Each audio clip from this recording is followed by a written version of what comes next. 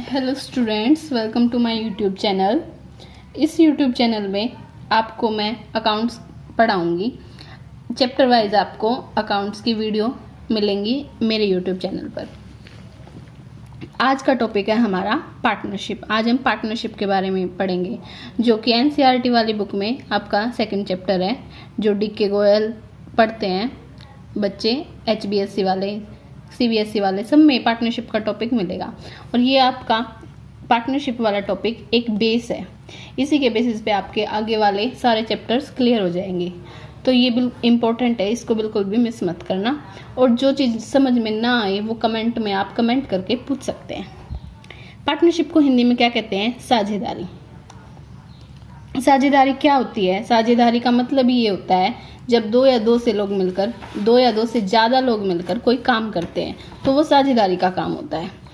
हम इसका मीनिंग समझते हैं। सबसे पहले section 4 of the Indian partnership act 1932 define partnership as follow. Partnership is the relation between person who have agreed to share the profit of a business carried on by all or any of them acting for all. ये क्या इसकी definition है जो किसमें दी गई है? Partnership act में दी गई है 1932 में। कौन से सेक्शन में? 4। ये आपको याद रखना जरूरी है। अगर MCQ वाले क्वेश्चन में पूछ सकते हैं कि पार्टनरशिप एक्ट है उसका सेक्शन क्या है, उसमें आपसे सेक्शन पूछ सकते हैं, तो ये याद रखिएगा। पार्टनरशिप क्या है? एक रिलेशन है दो या दो से जो ज़्यादा लोगों के बीच का, क्या करने के लिए? जो किस बात पे एग्री हुए हैं? प्रॉफिट को शेयर करने के लिए। किसका प्रॉफिट? बिजनेस का। बिजनेस में ही तो प्रॉफिट होगा।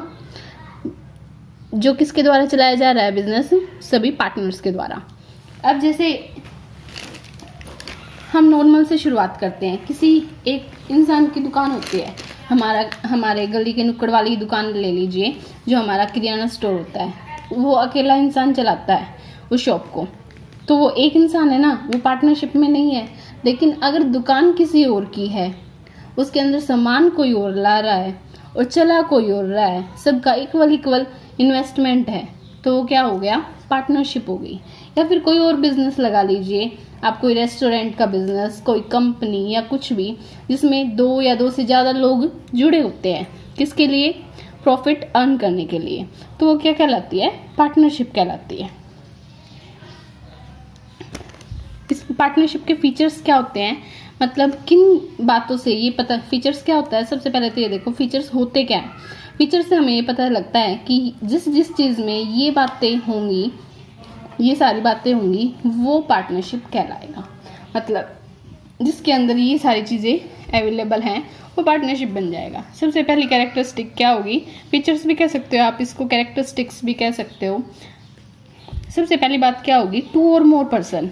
अब ये नेसेसरी है ना कि 2 और 2 से ज़्यादा लोग ही होने चाहिए। इस बात में कोई गलत नहीं कह सकता इस बात को। तो ये क्या हमारा एसेंशियल फीचर है, जरूरी फीचर्स, कि 2 या 2 से ज़्यादा लोग होने ज़रूरी है। सेकंड, एग्रीमेंट होना चाहिए सभी पार्टनर्स के बीच में। क्या होना चाहिए? एग्रीमेंट होना चाहिए कि हम एक बिजनेस करेंगे, उसमें प्रॉफिट अर्न करेंगे, प्रॉफिट सब में बटेगा, ये हमारा पार्टनर होगा, ये हमारा पार्टनर नहीं होगा, हम इस चीज़ का बिजनेस करेंगे, इसका नहीं करेंगे। सारी बातें किस में होनी चाहिए? एग्रीमेंट में होनी चाहिए। एग्रीमेंट कब बनेगा? जब वो रिटर्न में होगा। जब कोई चीज़ हम रिटर्न में साइन करके सारे डॉक्यूमेंटेशन करते हैं तो वो एग्रीमेंट बनता है। अगर मैं आपको ऐसे बोल दूं कि मैं आपके साथ पार्टनरशिप कर रही हूँ, फ़ोन करके आप बोल दो हाँ ठीक है, आप मेरे को 4 लाख दे दो, मैं आपको 5 लाख दे दूँगी, लेकिन इस चीज़ का कोई रिटर्न में नहीं है, कोई एग्रीमेंट नहीं है, तो आप मेरे ऊपर कोई केस नहीं कर सकते ना। इसलिए ज़रूरी होता है कि हम एग्रीमेंट करें। Number 3, existence of business and profit motive. Business का होना ज़रूरी है। जब तक बिजनेस नहीं होगा तो पार्टनरशिप नहीं होगी, और प्रॉफिट नहीं होगा तो पार्टनरशिप नहीं होगी, बिजनेस नहीं होगा। बिजनेस कब करते हैं हम? जब हमें प्रॉफिट अर्न करना हो, और प्रॉफिट अर्न करने के लिए हमें क्या चाहिए? इन्वेस्टमेंट चाहिए। इन्वेस्टमेंट कौन करेंगे? पार्टनर्स करेंगे। सभी मिलके, या तो एक करेगा या सभी करेंगे। Number 4, sharing of profits. Profits को वो क्या करते हैं? आपस में शेयर करते हैं। शेयर करेंगे तभी तो सभी काम करेंगे, नहीं तो एक ही इंसान प्रॉफिट ले जाएगा तो काम कौन करेगा? तो इसलिए प्रॉफिट्स का शेयर होना भी बहुत ज़रूरी है। ये इसका एसेंशियल फीचर है कि जो भी प्रॉफिट होगा वो सारे पार्टनर्स में शेयर होगा। Number 5, relationship of principal and agent. उनके बीच किस तरीके का रिलेशनशिप होगा? प्रिंसिपल और एजेंट का। एक होता है एम्प्लॉय और ओनर का। जो कंपनी होती है, कंपनी में उनका रिलेशन आपस में क्या होता है? कंपनी का और एम्प्लॉय का होता है कि वो कर्मचारी हैं और कंपनी मालिक है। ठीक है, वो सैलरी बेसिस पे काम करते हैं। लेकिन पार्टनरशिप में कोई सैलरी बेसिस पे काम नहीं करता। वो किस बेसिस पे काम करते हैं? अपने प्रॉफिट अर्निंग के लिए। सबका बिजनेस है, किसी एक इंसान का बिजनेस नहीं है। सभी पार्टनर हैं, सभी ओनर हैं, तो इसलिए उनके बीच में आपस में क्या होता है? प्रिंसिपल और एजेंट का रिलेशनशिप होता है। Number 6, no separate existence.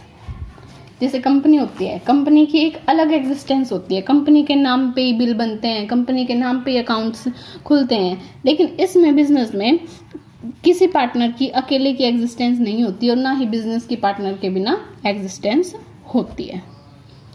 अब हम पढ़ेंगे राइट्स ऑफ ए पार्टनर। एक पार्टनर के क्या क्या राइट होते हैं? First, has the right to share profit और losses with other partner in the agreed ratio. जिस रेशियो में उनका एग्रीमेंट हुआ है प्रॉफिट शेयर करने का, वो उस रेशियो में क्या करेंगे? प्रॉफिट हो या फिर लॉस हो, उसी रेशियो में शेयर होगा हर अकाउंटिंग पीरियड में। अकाउंटिंग पीरियड होता है ना, जब अकाउंट्स बनते हैं, तो जब प्रॉफिट निकलेगा तो सभी पार्टनर्स के बीच में वो प्रॉफिट बटेगा। कैसे बटेगा? वो उनका पहले ही डिसाइड होता है। रेशियो 1:2 में बटेगा, 1:1 में बटेगा, 2:3 में बटेगा। जितने पार्टनर होंगे उस हिसाब से रेशियो डिसाइड होंगे। वो आप आगे क्वेश्चन करेंगे तो उनमें आपको समझ में आ जाएगा। First point clear. सेकंड देखो, has right to take part in the conduct of the business. हर एक पार्टनर को ये राइट है कि वो बिजनेस में पार्टिसिपेट करे, बिजनेस में होने वाली एक्टिविटी में शामिल हो, उसको पता हो बिजनेस में क्या हो रहा है, फर्म में क्या हो रहा है, उसको राइट है। कोई पार्टनर उसको मना नहीं कर सकता कि आज तुम नहीं आ सकते या तुम एंट्री नहीं कर सकते, हम तुम्हें ये बात नहीं बताएंगे। हर एक पार्टनर के पास इक्वल राइट होता है। और जो ये राइट्स हैं वो किसी एक पार्टनर के नहीं है, सभी पार्टनर्स के हैं। बिजनेस में जितने पार्टनर होंगे सबके पास ये वाले राइट होंगे। Second point clear. थर्ड पे आते हैं, has a right to disallow the admission of a new partner. अगर कोई नया पार्टनर लाना चाहता है, जैसे मान लो 3 फ्रेंड्स हैं, उन्होंने बिजनेस शुरू किया था, पार्टनरशिप शुरू की थी, लेकिन अब जो तीसरा फ्रेंड है वो कह रहा है कि मैं अपने एक रिश्तेदार को लाना चाहता हूँ और उसको पार्टनर बनाऊंगा, उसको भी मैं अपने बिजनेस में रखना चाहता हूँ। लेकिन अगर वे बाकी के उसके 2 दोस्त मना कर देते हैं कि नहीं, हम नहीं चाहते कि वो हमारे बिजनेस में आए, तो वो उनके साथ जबरदस्ती नहीं कर सकता, क्योंकि वो है तो उनका रिश्तेदार, उनका थोड़ी है। लेकिन अगर वो चाहें तो हाँ भी कर सकते हैं, और अगर उनकी मर्जी नहीं होगी तो वो सिर्फ अपनी मर्जी से उसको पार्टनर नहीं बना सकता। ये उसके पास राइट है। किसके पास? बाकी के 2 पार्टनर के पास क्या राइट है कि वो डिसअलाउ कर दें। डिसअलाउ कर दें मतलब मना कर दें। किसके लिए? The admission of a new partner, कि हमें कोई नया पार्टनर नहीं चाहिए, हम 3 ही बिजनेस करेंगे, या फिर उनकी मर्जी का पार्टनर हमें नहीं चाहिए, चौथे की मर्जी का। Number 4, has a right to retire from the firm after giving a proper notice. हर एक पार्टनर के पास फर्म छोड़ने का भी राइट है। वो अपनी मर्जी से बिजनेस को छोड़ सकता है, लेकिन उससे पहले उसे क्या करना पड़ेगा? एक प्रॉपर नोटिस देना पड़ेगा। नोटिस देना पड़ेगा 1 मंथ पहले, 2 मंथ पहले, 3 मंथ पहले, कि मैं इस पार्टनरशिप से रिटायरमेंट लेना चाहता हूँ, और फिर सभी पार्टनर्स अप्रूव करेंगे। हर एक पार्टनर के पास ये वाला राइट होता है।